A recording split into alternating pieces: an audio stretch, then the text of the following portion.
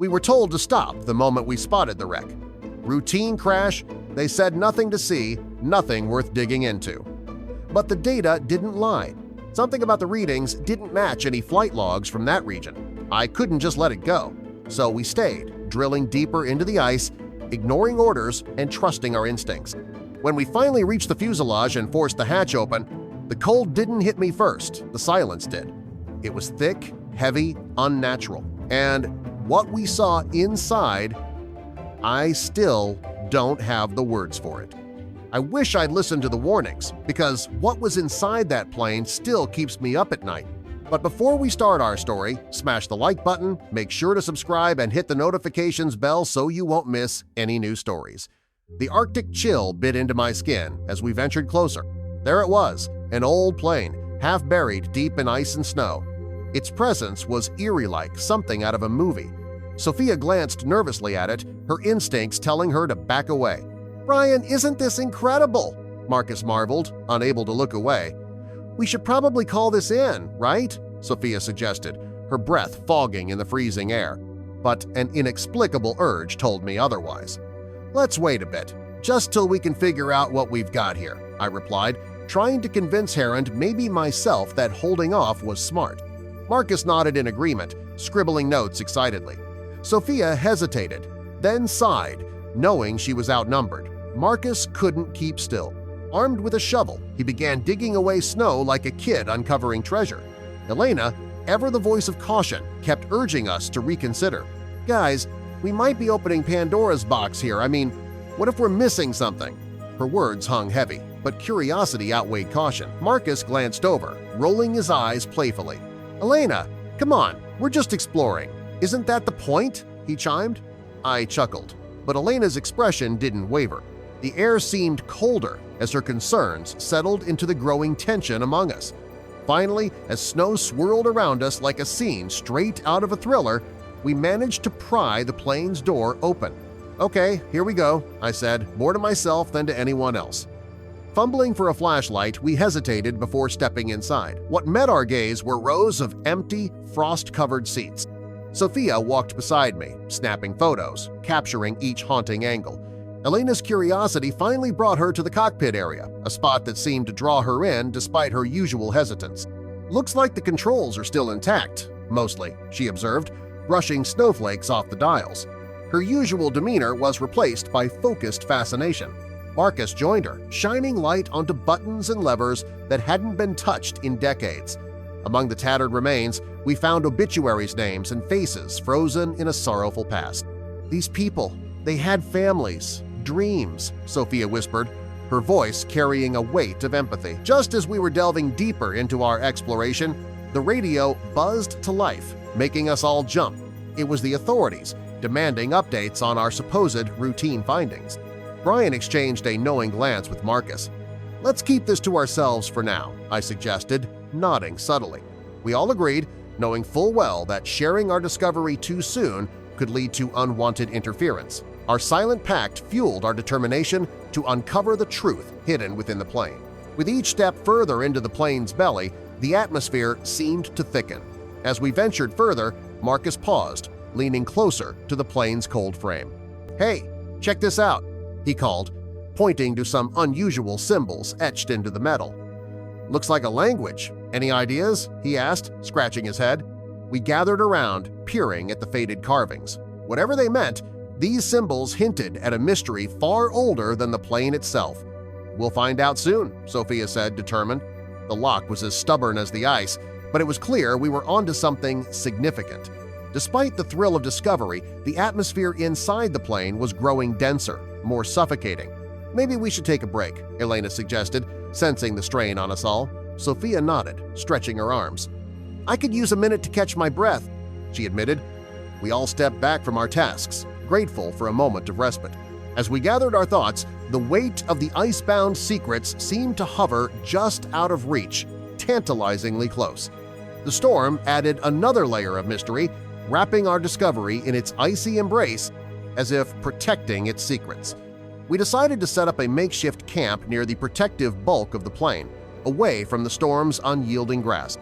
Yanking down our gear, we worked efficiently to establish a small sanctuary in the midst of the Arctic wilderness. "Not exactly 5-star, but it'll do," Elena joked, trying to lighten the mood. The storm howled all around us, but within our little shelter, a small sense of camaraderie began to grow, warding off the chill. With our camp in place, Sophia attempted to contact our base, hoping for any words of wisdom. "Anything?" I asked as static crackled through the receiver. Sophia shook her head, the frustration evident. "Nothing clear. Storm's mucking with the signal," she sighed. We huddled close around her, feeling the isolation more keenly with the failed communication. Yet, our resolve hardened we would figure this puzzle out together, even if reaching the outside world proved difficult. As night fell, Marcus began sharing tales of legendary pilots who faced odds and obstacles, their stories echoing the challenges we faced. "You know, one pilot once landed a plane with no engines," he recounted, his narrative bringing a warmth to our frigid surroundings. Laughter broke the tension, and for a moment we allowed ourselves to forget the encroaching ice outside. Each story reminded us of human resilience, fueling our own bravery in this Arctic adventure. While the storm raged on, Elena busied herself brewing hot coffee, the rich aroma cutting through the cold and offering a slice of normalcy. "Here, a little warmth goes a long way," she smiled, handing each of us a steaming mug. The simple gesture reminded us that amidst the cold, the camaraderie and connection we shared were our greatest sources of warmth. With renewed spirit, we returned to our investigation, eager to uncover what lay hidden in the frozen fuselage. The night crept in like a shadow, amplifying the stillness around us, and the plane's looming presence made it downright eerie. With the darkness settling in, the Arctic seemed even more unforgiving. The vast expanse of ice felt endless. Marcus set up the lantern at our makeshift camp. "Feels like that plane's gonna keep us company all night," he joked, but the nervous laughter that followed betrayed our unease in this frozen wilderness. We woke up to fresh tracks zigzagging around our campsite, the kind that made you question your sanity for staying out here. "Anybody recognize these?" I asked, knowing the answer. Sophia frowned, shaking her head. "Not a clue. Not human, I think." Marcus examined them closely, his expression worried. "Whatever they are, they weren't here just to chat," he noted. The mystery deepened, and now we had more than just the plane to investigate.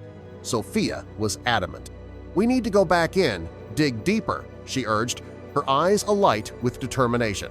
"There's more in there, I can feel it." Her resolve sparked something in all of us. Marcus nodded, his earlier apprehension melting away. "Let's get going," he agreed, stepping towards the plane. Elena, though cautious, followed suit. Despite the morning's eerie start, curiosity pulled us forward, promising answers hidden within the frozen relic. Marcus's excitement was contagious when he found strange engravings etched into the fuselage's metal. "These markings aren't random," he exclaimed, running his fingers over them gently. We gathered around, inspecting the odd symbols that seemed so out of place. "You think they mean something?" Sophia asked, curiosity piqued. "I'm sure of it," Marcus replied, believing these engravings were a vital clue. The mystery felt closer now, as if whispering secrets locked in the ice. Elena couldn't shake the feeling we weren't alone. "Guys, I swear, it's like we're being watched," she whispered, glancing over her shoulder. Her gut feeling was palpable, tension thick in the cold air. Marcus tried to reassure her. "It's just nerves," he suggested, but even his voice lacked confidence. "Stay alert," I advised, eyes scanning the wide expanse. Elena's intuition was rarely wrong, and the weight of unseen eyes added to our unease. Despite the unease, curiosity was a powerful motivator. "We've come this far. We can't turn back now," I insisted, determination rising. Sophia and Marcus nodded, eager to press on. The plane, with all its secrets, demanded our attention. Elena sighed, but followed, the weight of our unresolved questions spurring us forward. Each step brought us deeper into the unknown, and there was no turning back.